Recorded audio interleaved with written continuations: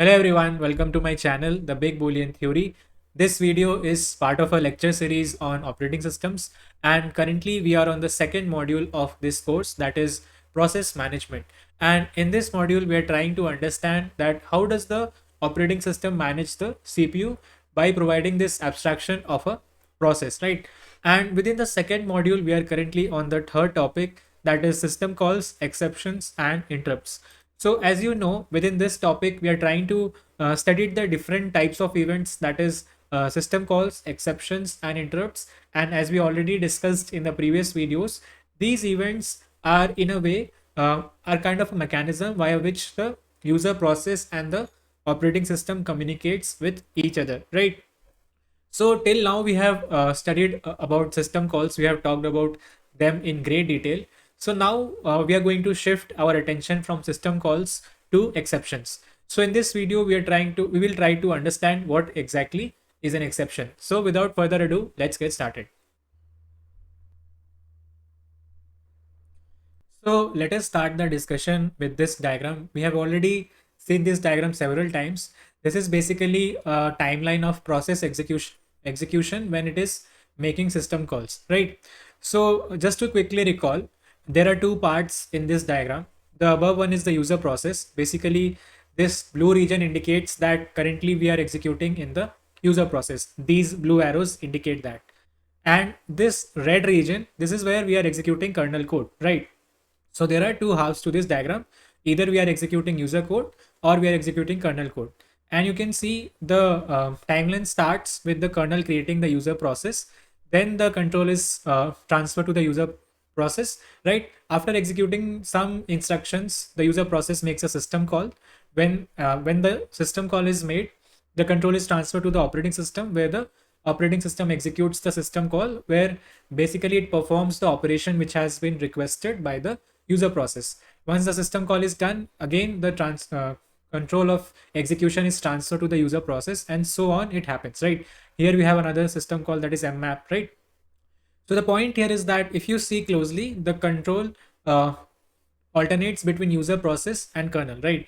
From kernel to user process to kernel and back to user process. So the execution fluctuates, or we can say alternates, between the kernel and the user process. So this is a brief overview of how the timeline of process execution looks like, right? So the important thing that we want to focus here, right? We want to study exceptions. So let's take a situation. So if you see this diagram, the important thing here is that when we are executing inside the kernel, we have to be in the kernel mode. That is why we have a arrow here where we are switching from the user.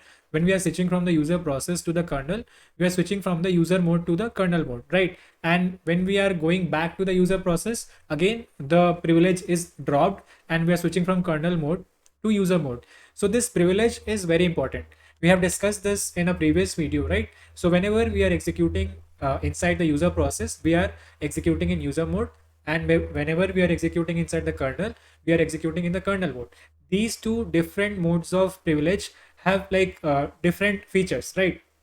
When you are in the kernel mode, you have complete control over the system. Any memory location, any instruction that the computer system has, that can be executed, right? Any memory location can be accessed, any instruction can be executed. Basically, when we are executing in the kernel mode, we have complete control over the system.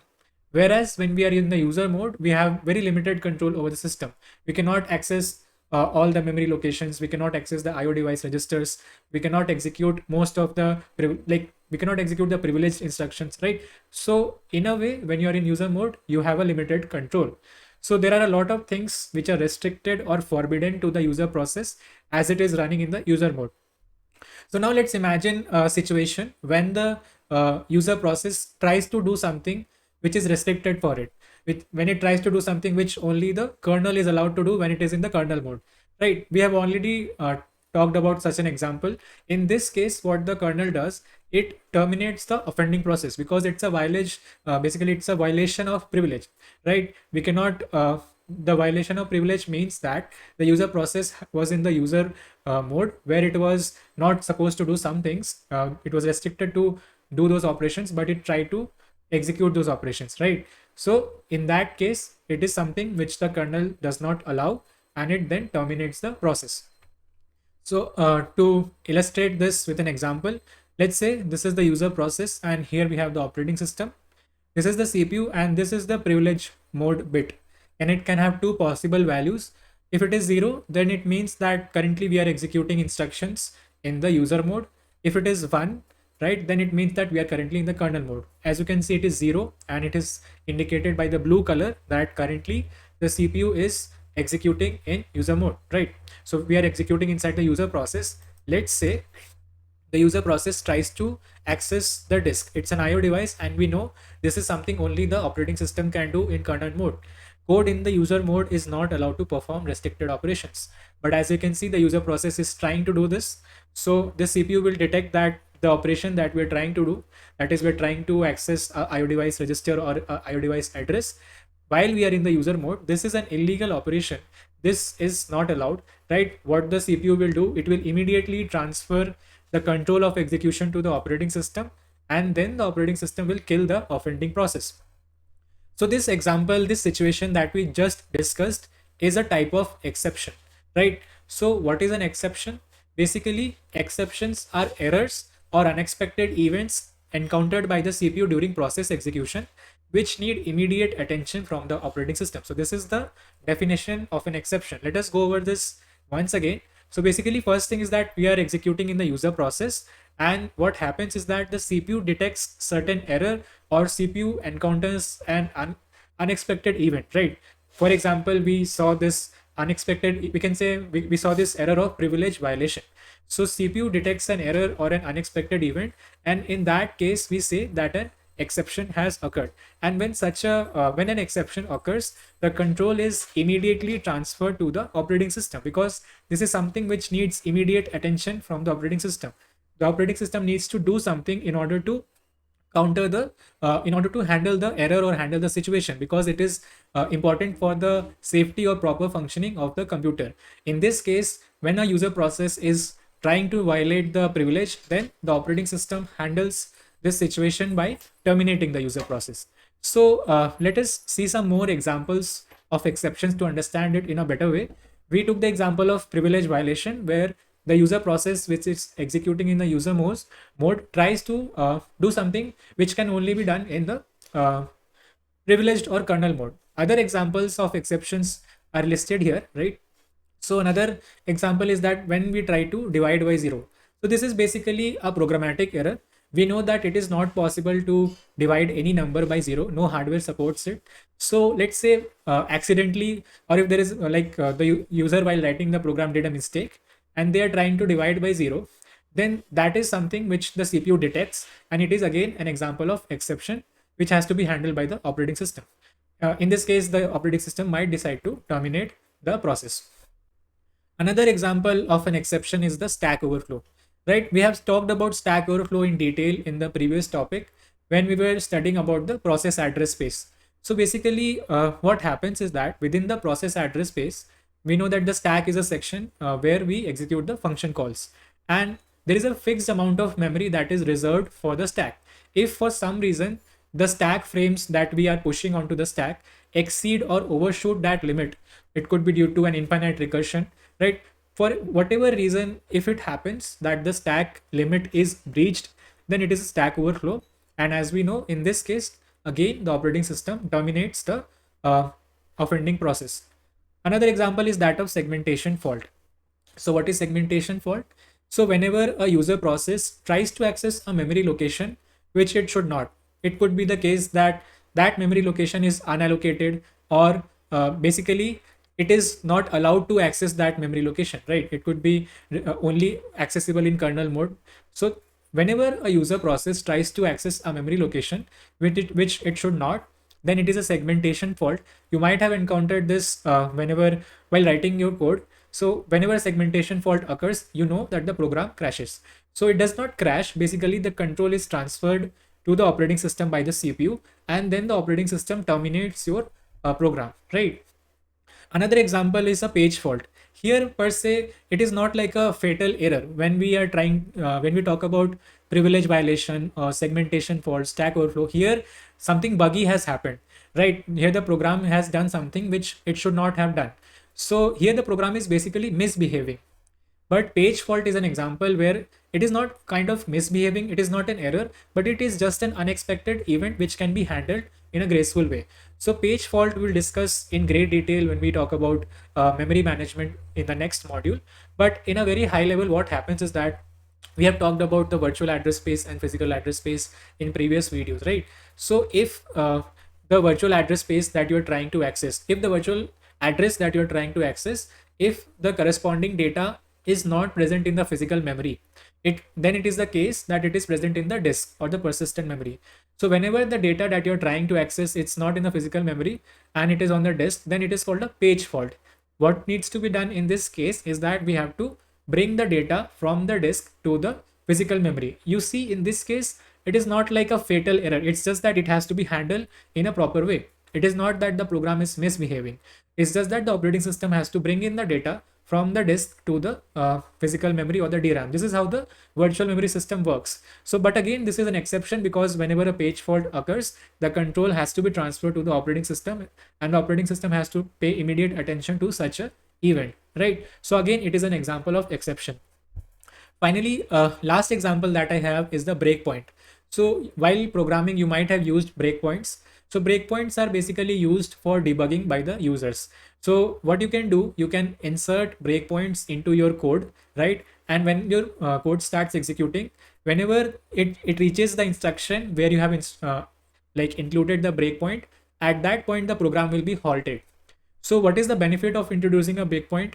When your program reaches a breakpoint, the program execution is halted and you can view the contents of the variables. You can see the state, the current state at which the program is there. So by inspecting the memory variables, it allows you to debug your program. So breakpoints are very useful for debugging purposes.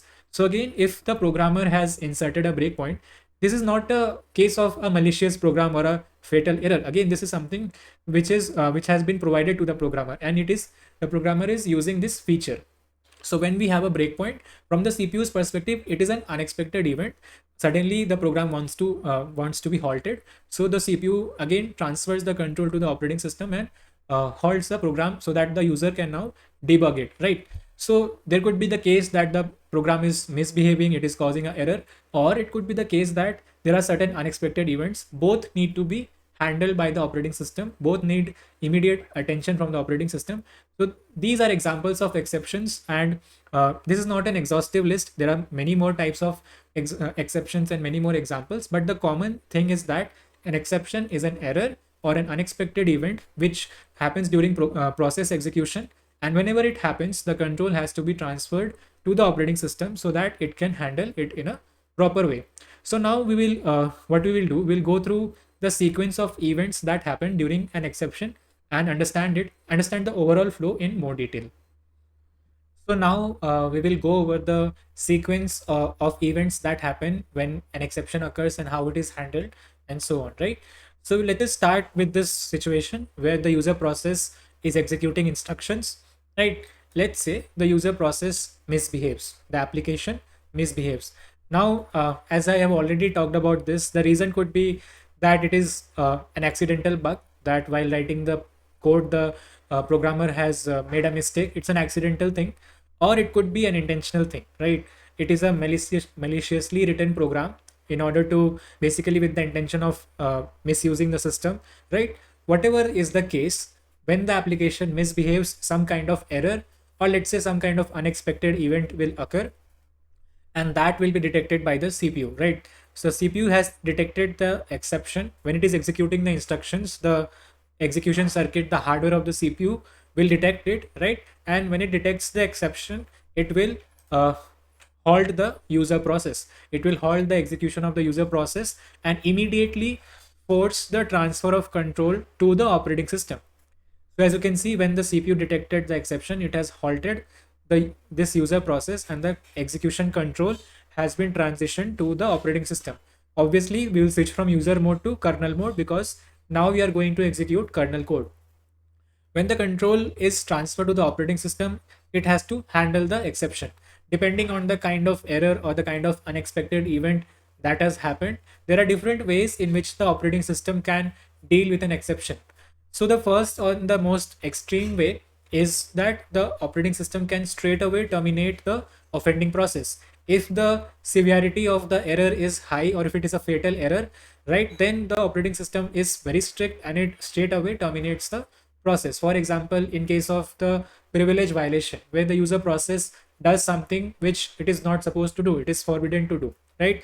In that case, the operating system straight away terminates the process. Or if it is a stack overflow or a segmentation fault, in these cases the user process is terminated. Okay. Another case is that the operating system can handle the exception in a more graceful way. Here we do not need to terminate the user process. For example, let's take the case of page fault. When the page fault occurs, it means that the data for the virtual address that is being accessed is not in the DRAM, it is in the disk. All we have to do is that we have to fetch the data from the disk to the physical memory. This is how the virtual memory works, right? It is not something the fault of the user process. This is the part of the mechanism. In this case, the operating system can just pause the user process and bring in the data from the disk to the physical memory. This is there is no need to terminate the process because it is not the fault of the user process. Or another example is that of a breakpoint. Let's say the user process has introduced a breakpoint for debugging purposes. Then the operating system can halt the execution and transfer the control to a debugging facility, right? For example, the GDB or the GNU debugger that is there for C programs. So whichever is the debugging program, the operating system can then transfer the control to that debugger, and there then the programmer will be able to see the values of different variables, memory locations, the stack and everything, right? So in this case, again, we do not need to terminate the user process. We basically here have to do things to handle the exception in a more graceful way, right? Finally, there could also be the facility that the user process be allowed to handle the exception themselves. So let me explain this with an example.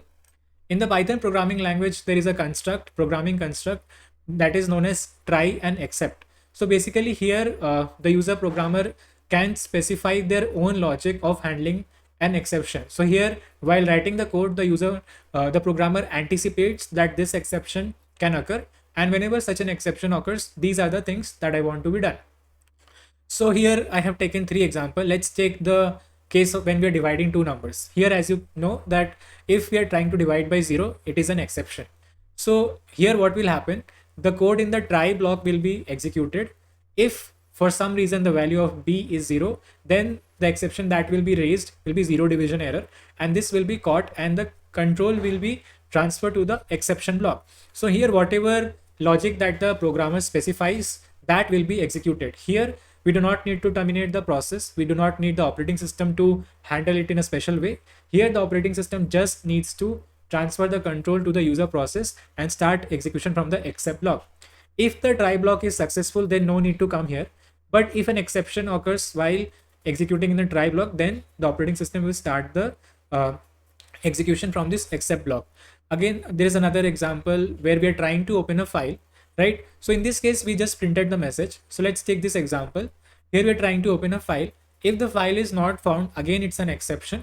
Here we're just printing the message, error message. Here we can do anything. Here the user process can choose to open a new file, create a new file, or search in some other directory. Whatever logic the programmer specifies here will be executed. So the point here is that here the user process is allowed to handle the exception on its own, right? Final example is that of array index out of bounds, right? So an array is a collection of items, and if the index that we are trying to use that we're trying to index the array, if that index is out of the range, again it's an exception. So this is basically this try except programming construct is available in Python. There are other languages also which provide this facility where the user, while writing the code, can also specify the logic for handling the exception themselves, right? So this was about how the operating system deals with the different exceptions. It can either terminate it if it is a severe exception, or it can handle it in its own way, right? If it can be handled. Otherwise, it can also allow the user process to handle the exception on their own. Also, once the exception is handled, the control will be transferred back to the user process. Now, to which user process will the control be transferred? If the process is terminated, right? The process which misbehaved, if that is terminated, then obviously a different process will be resumed. If basically there is this facility where the operating system can allow the same user process to handle its own exception without terminating it, then the same user process will be resumed, right? So the point is that after the control is transferred to the operating system, when we are returning to the user space, it could either be the same application or a different user process, right? So this is how the sequence of events happen when we have an exception. First of all, the user process was executing instructions, then it misbehaved. The CPU detects that exception, right? It immediately forces the control of execution to the operating system.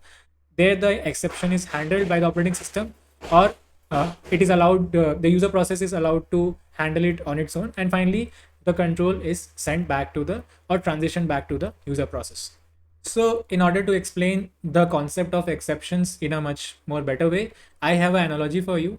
So let's understand exceptions through an analogy. So consider the case of a child. Let's say the child misbehaves in some way. Let's say it could be an honest mistake, or they did something wrong intentionally. Let's say they, for example, they were doing something dangerous like playing with fire, or they were mischievous or broke something at home, right?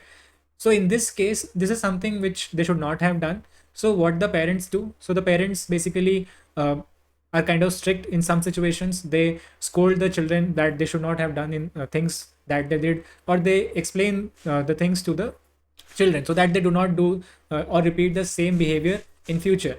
So here what is happening is that the child misbehaves in some way, and the parent comes into the picture and takes corrective action. So this is very much like what we discussed. When the user process does something which it is not supposed to do, when the user process misbehaves, it could be an accidental bug or a maliciously written program, whatever is the case. In that case, we see that the operating system comes into the picture and handles the exception. It's very much like the user process is like the child and the operating system is like the parent. Another example is that let's say the child meets with some accident. They were playing and they fell down and they had a bruise, or they were, let's say, using the knife to cut vegetables and they cut their finger. Whatever is the case, this is an example of a accident. It can happen to any child. So again, here what the parent does, they come to the rescue of the child, they give them first aid and take care of them, right? Again, in both the cases, basically we can say the child has misbehaved, or something unexpected or some minor accident has happened. Whatever is the case, this is a situation involving the child where the parent needs to give immediate attention, because if they do not, then something wrong can happen. So in both the cases, the parent gives immediate attention to the child, does whatever is necessary, right? In the same way, in the computer system, when the user process misbehaves or there is an unexpected event concerning the user process, the operating system handles the situation. All of this is necessary so that the computer system functions in a proper and expected way. This is basically, you can say, this mechanism of exceptions is a safeguard or a safety mechanism for the whole computer system. We do not want user process to be misbehaving or doing something which is not appropriate, because otherwise the computer system will not function properly, right? So this is how the operating system handles with misbehavior and ensures that the computer system functions in a proper way. So guys, this was about this video. In this video, we discussed what is exceptions. We got introduced to the concept. We discussed several examples of exceptions and also saw the flow sequence of events that happen during an exception. Finally, we took an analogy of a child parent with the user process and operating system to understand the concept of exceptions in a much more better way. So guys, this was it for this video. Thank you very much for watching, and I'll see you in the next video. Thank you.